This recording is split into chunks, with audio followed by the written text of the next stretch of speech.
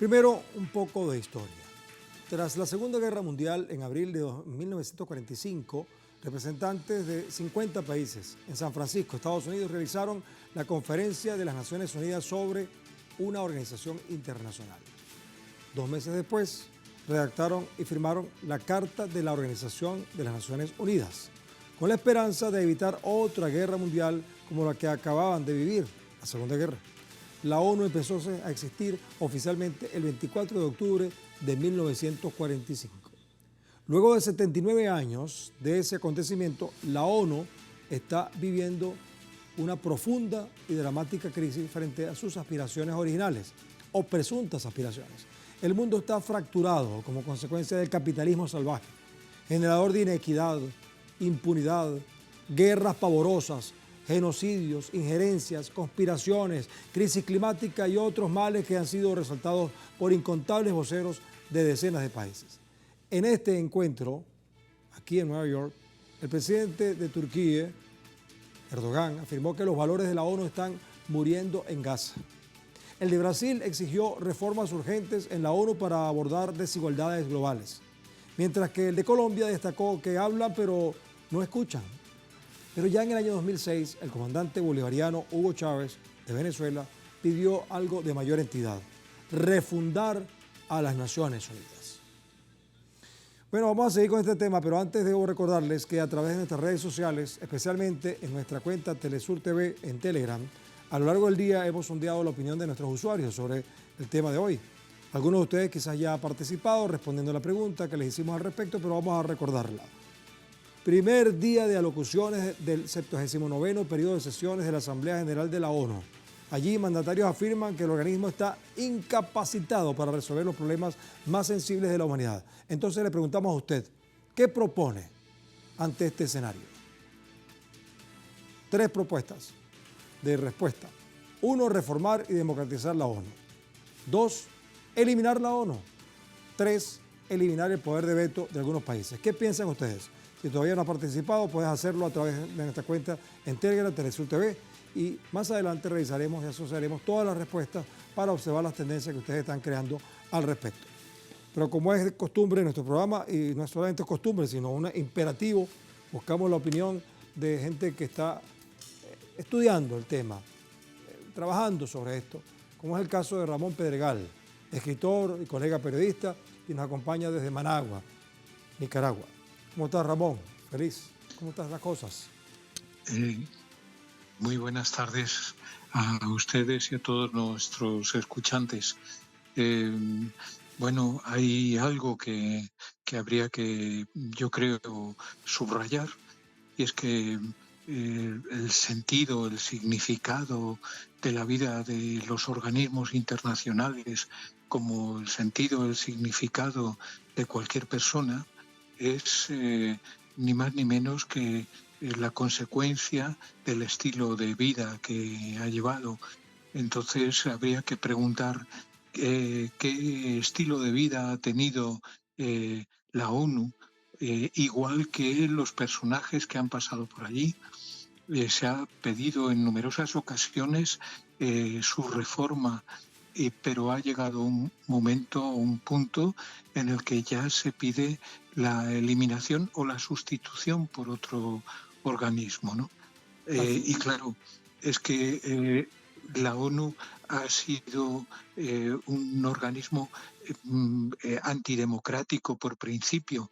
Decidió en su creación la división de Palestina por encima de la opinión del pueblo palestino, pero luego continuó con el Consejo de Seguridad, donde el derecho de veto daba la posibilidad a Estados Unidos, a Inglaterra, en fin, a los que conforman hoy el mundo del imperialismo, daba la posibilidad de vetar cualquier resolución, hasta el punto de que la Asamblea General pues no es más que un organismo donde se opina, pero no se decide absolutamente nada, no tiene ningún poder. Entonces, ¿a qué ha conducido esto? Al agotamiento absoluto de todo lo que podría significar en su momento el deseo de paz. Hay un secretario general que en su momento recordó la importancia de reformar la ONU. Me refiero a Miguel de Escoto Brockman, que fue canciller de Nicaragua, era sandinista y precisamente fue el que dirigió en su momento también la denuncia contra Estados Unidos ante la Corte Internacional de Justicia por el bloqueo de Nicaragua y la participación en la guerra que promovía a través de la Ramón, contra el gobierno revolucionario.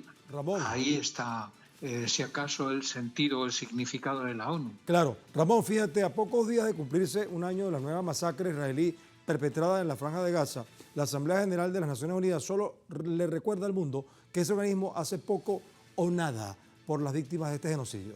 Parece insólito que este ente, creado con el propósito supuestamente de no volver a repetir los horrores de la guerra y del Holocausto, reforzado con la Convención de Ginebra de 1949, que prohíbe asedios y castigos colectivos, así como tratos crueles e inhumanos, observa inerte como todo eso y más está sucediendo en Gaza. Así que la ONU se muestra incapaz de detener el ataque indiscriminado contra el pueblo palestino, que ha dejado más de 41.000 civiles asesinados según la cuenta oficial, porque todavía hay cadáveres bajo los escombros, y ahora los de Beirut, los del Líbano. Bueno, Ramón, vamos a tratar de hacer comentarios así bien rápidos, pertinentes sobre esta situación. Entonces, parece que Palestina está marcando la evidencia de que no existe la ONU como ente para transformar las cosas en el mundo. ¿Ah? Evidentemente, si algo ha dejado claro la ONU es que es incapaz de poner ningún remedio a los conflictos que se presentan, y el más escandaloso de todos es el caso de Palestina y lo que está sucediendo, el genocidio que están llevando a cabo en Gaza contra el pueblo palestino. Es evidente que a estas alturas ya no habría que pedir el juicio de los responsables sionistas, sino algo más. ¿Ha intervenido para algo la voluntad o el deseo o las buenas palabras de la ONU? No han parado nada. Y la Corte Internacional de Justicia ha puesto, además, fecha a la solución. Pero seguimos exactamente igual. Luego, ¿qué valor tiene un organismo que no da solución a nada? Ramón, vamos a escuchar algunas voces que, bueno, parece que son voces en la oscuridad, voces en el silencio, pero son voces al fin que hay que escuchar. Ante esta carnicería humana por parte del sionismo con base en Israel, el presidente de Turquía, Recep Tayyip Erdogan, durante su discurso en la ONU, comparó una vez más al primer ministro de Israel, Benjamin Netanyahu, con el líder nazi Adolf Hitler. Escuchemos. La dilación y el engaño de Israel no deberían recibir más crédito en ausencia de la implementación de la resolución número 2735 del Consejo de Seguridad de la ONU. Se deben poner medidas coercitivas contra Israel en la agenda. El comportamiento de Israel ha demostrado una vez más que es imperativo para la comunidad internacional desarrollar un mecanismo de protección para los civiles palestinos. Hace 70 años, así como Hitler fue detenido por una alianza de la humanidad, Netanyahu y su red de asesinatos deben ser detenidos por una alianza de la humanidad. Creemos que la autoridad de la Asamblea General para recomendar el uso de la fuerza, como en la resolución de 1950 sobre la unidad por la paz, debería ser considerada en este proceso. Bien, fíjense amigos, receptores y Ramón. También vamos a escuchar al presidente de Colombia, ¿te parece? A Gustavo Petro, quien denunció cómo la potencia hegemónica y sus aliados alimentan la guerra mientras se impone ante las naciones que buscan salir de sus sombras. Vamos a escucharlo bien para entenderlo mejor. Petro. La poderosa oligarquía global es la que permite que se tiren bombas a las mujeres, ancianos y niños de Gaza, del Líbano o de Sudán. O se bloqueen económicamente los países rebeldes que no encajan en su dominio, como Cuba o como Venezuela. Bueno, ahí Gustavo Petro parece que asomó, sin mencionarlo, el huele a azufre que dijo Chávez en alguna oportunidad, identificando al diablo, al enemigo que está ahí justamente en ese país, en los Estados Unidos. Ajá. Sí, el presidente Chávez lo supo dibujar muy bien para que el mundo viese quién era el que había estado allí y que hoy, con otros nombres, sigue presidiendo, por decirlo así, los mandos del mundo, ¿no? Pero esto se acaba. El día 22 de octubre es la reunión de los BRICS, que puede ser la alternativa a ese organismo que está prácticamente muerto o que no significa nada para las soluciones que necesita el mundo. De todos modos, la denuncia de Sudáfrica ante la Corte Internacional de Justicia, seguida por Venezuela, Cuba y Nicaragua fundamentalmente y otros países posteriormente, ha servido para poner sobre la mesa el problema que la misma ONU no ha sabido resolver y ha transcurrido todo este tiempo sin resolverlo. Las declaraciones de estas dos personalidades no hacen más que subrayar el carácter también tan fallido de la ONU. Eso que comentaba al principio, ¿no? Cada uno dibuja su significado, su sentido de la vida precisamente con la imagen que ha dado ante el mundo. Y esto es lo que ha dado de sí la ONU, ¿no? Ramón, mencionaste a los BRICS y justamente uno de sus miembros, Brasil, en la persona de Lula da Silva, denunció que el mundo experimentó un crecimiento del gasto militar superior a los 2,4 trillones de dólares, un hecho sin precedentes a nivel mundial con respecto a 2023.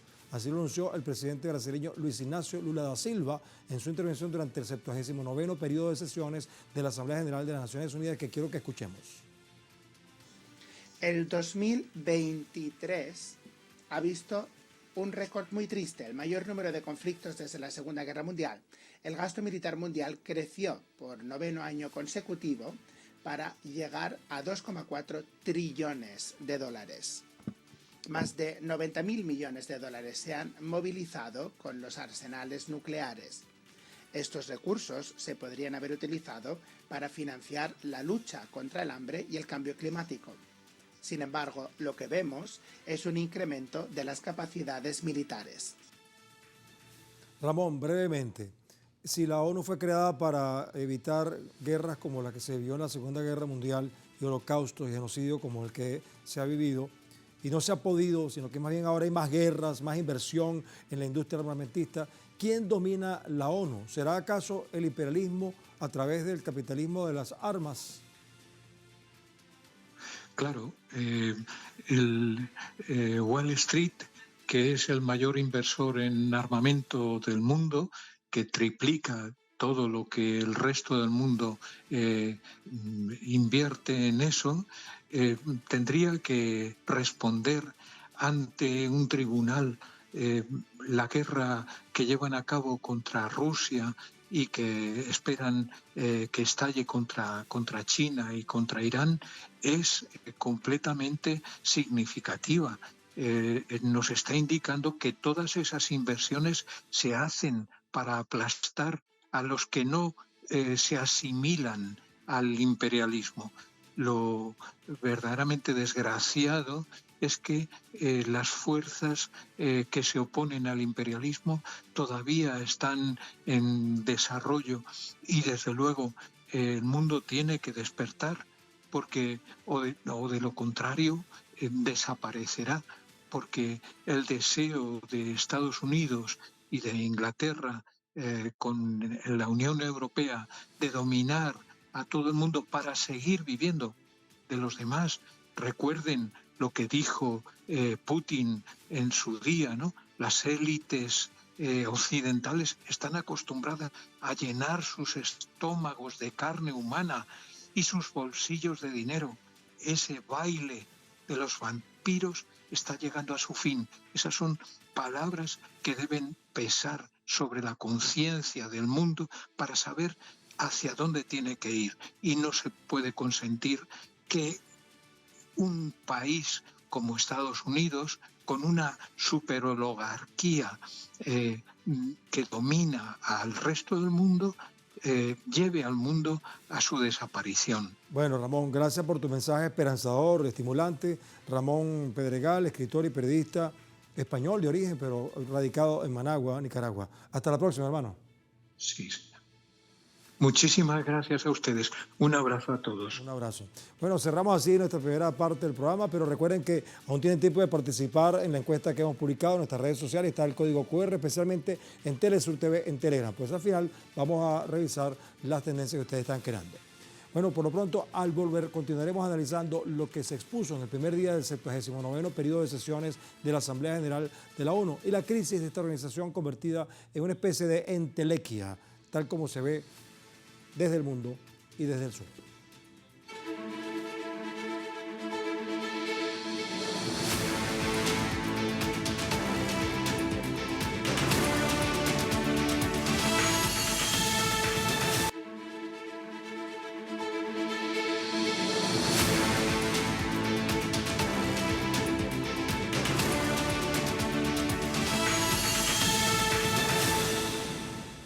Seguimos en el mundo desde el sur, hoy evaluando el primer día de las sesiones, el periodo de sesiones número 79 de la Asamblea General de las Naciones Unidas. Todo va a durar como una semana, hasta el 30.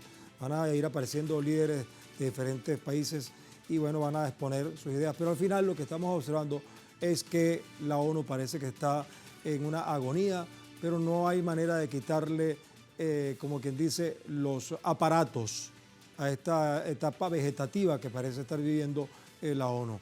Por eso vamos a hablar con Ricardo Domínguez Guadarrama, que es investigador de la Universidad Autónoma de México, nos acompaña desde esa nación. Ricardo, ahorita lo que queremos ver es, dado pues que es un hecho que la ONU no sirve para nada, perdóneme si lo digo de manera tajante y directa, ¿qué propones? ¿Qué figura se debe crear para que los países se puedan organizar y buscar la paz, que es lo que al final queremos todos, ¿no? Sí, claro, buenas noches a todos.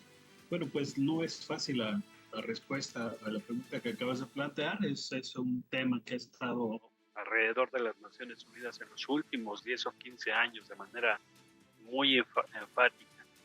Sin embargo, me parece que uno debería tener algún tipo de horizonte hacia la posición que está teniendo, por ejemplo, algunos bloques regionales importantes con capacidad económica, con capacidad financiera, con capacidad política, como entre los que despunta sin duda alguna los BRICS, ¿no? Se tornan un grupo de países que bien pueden hacer un aporte y bien pueden estar apostando por otro tipo de dinámicas a nivel internacional.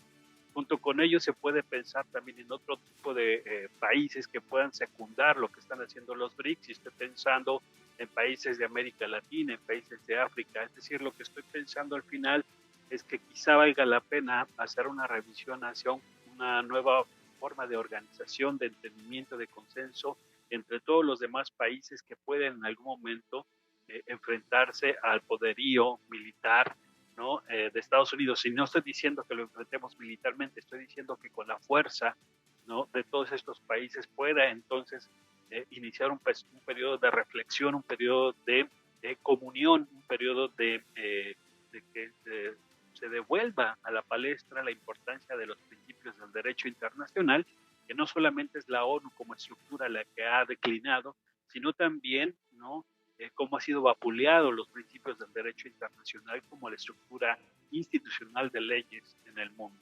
Ahora, tú sabes que hace rato conversábamos con Ramón Pedregal y él proponía que los BRICS pudiera ser una oportunidad para que, hubiera una rebelión en la granja, diríamos, ¿no?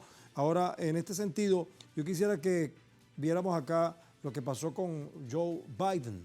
Esta vez no se cayó por la escalera, pero el inestable Biden, en su último discurso ante la ONU como presidente estadounidense, con claro cinismo pregona la paz, tras ser la cara visible de un mandato que, como es doctrina en ese país, solo sirve para alimentar más guerras, para satisfacer las ambiciones de los verdaderos dueños de Estados Unidos, que son los magnates de la industria armamentista, entre quienes hay empresarios, por cierto, sionistas, quienes impulsan el genocidio en Palestina. Pero bueno, Biden se atrevió a hablar de la paz. ¿Qué te parece? Vamos a escucharlo. Ahora es el momento de que las partes ultimen sus condiciones, traigan a casa a los rehenes y garanticen la seguridad de Israel y Gaza, libre del control de Hamás, alivien el sufrimiento en Gaza y pongan fin a esta guerra. Pero la tensión entre Israel y la organización Hezbollah aumenta. Estados Unidos enviará tropas para aumentar su presunta seguridad en el Oriente. El presidente de Estados Unidos hace pocos días, Joe Biden, anunció justamente este lunes que enviará un pequeño grupo militar, pero sin especificar el número ni misión del ejército estadounidense. Asimismo, el general de la Fuerza Aérea, Patrick Ryder, informó que estas medidas fueron tomadas por presuntas precauciones, teniendo en cuenta los ataques de la entidad sionista en el sur del Líbano, centrando su atención en Hezbollah tras el apoyo de la agrupación a la resistencia palestina. Entonces, compañero, ¿cómo se observa esto? Un día antes envías tropas para abonar más a la guerra contra Palestina, contra la resistencia palestina, y hoy hablas de paz en la ONU. ¿Cómo se observa esto? No, yo creo que hay que entenderlo de esta debacle también que está viviendo hegemónicamente Estados Unidos y la reacción que están teniendo los estadounidenses para tratar de reconquistar, digamos, espacios que en el pasado perdieron. Yo pienso que estamos viviendo una transformación, cambios, digamos, geopolíticos muy importantes, con este retorno de la necesidad de los Estados Unidos de imponerse en una guerra que comercial, financiera, de avance tecnológico, científico, que está viviendo frente a China, por ejemplo. Entonces, me parece que esto que está haciendo Estados Unidos es una reacción que nosotros podemos estar leyendo como esta necesidad de recuperar espacios que ha estado perdiendo en los últimos años frente a otros países, específicamente frente a China. Entonces, no sé si estoy siendo claro en este sentido. Estados Unidos está hablando de paz, por supuesto, pero lo que le conviene no es un estado constante de guerra, porque todos sabemos que su economía se fortalece con las guerras, con su complejo industrial militar, que ha sido el motor económico de ese país. Entonces, en un momento en el que hay una reconfiguración geopolítica, me parece que el discurso va por un lado y las verdaderas intenciones de los Estados Unidos van por el otro, en esta, para mucha gente, ¿no?, la crisis hegemónica que está viviendo los Estados Unidos. Sí, bueno, Ricardo, fíjate que mientras están hablando allá en la ONU, bueno, están bombardeando el Líbano, sin olvidar, por supuesto, que Gaza ya prácticamente está desaparecida desde el punto de vista estructural, aunque hay un pueblo que se resiste. Una de las preocupaciones manifestadas en la Asamblea General de la ONU es la posibilidad de transformar al Líbano en otra Gaza.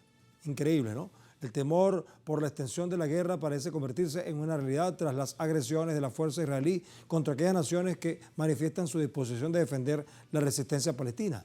Este es el caso del Líbano y la agrupación Hezbollah, que se convirtió en un nuevo objetivo para el ejército sionista.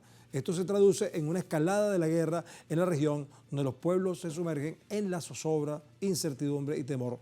Ricardo, ¿tú crees que es posible que este escenario bélico ahora con Líbano pueda generar una reacción más clara, precisa, efectiva, productiva en la ONU a propósito de la asamblea que están desarrollando?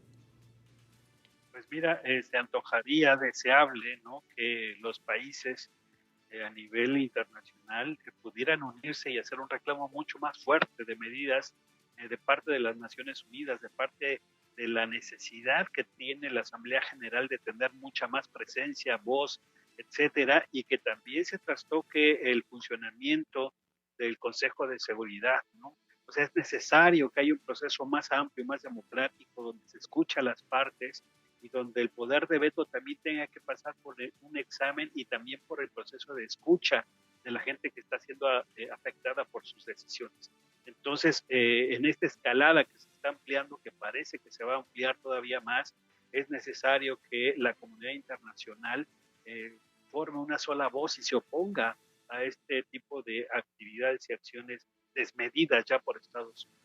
Ricardo, ya estamos casi cerrando, pero no quiero que te vayas sin ver el resultado de la encuesta que hicimos al principio con nuestra audiencia, que puede ser muy útil para tus investigaciones allá en la Universidad de México. Mira, durante el primer día de alocuciones del 79º periodo de sesiones de la Asamblea General de la ONU, mandatarios afirman que el organismo está incapacitado para resolver los problemas más sensibles de la humanidad. Entonces le preguntamos al público qué proponen ante este escenario y colocamos 3 opciones. Una es reformar y democratizar la ONU.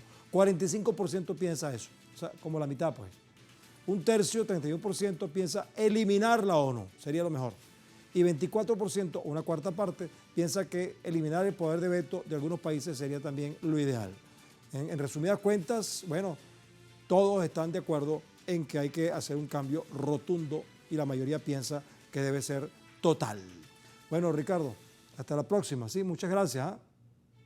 Muchas gracias. Hasta luego. Bueno, voy a hacer una conclusión, espero que nos acompañen con ella.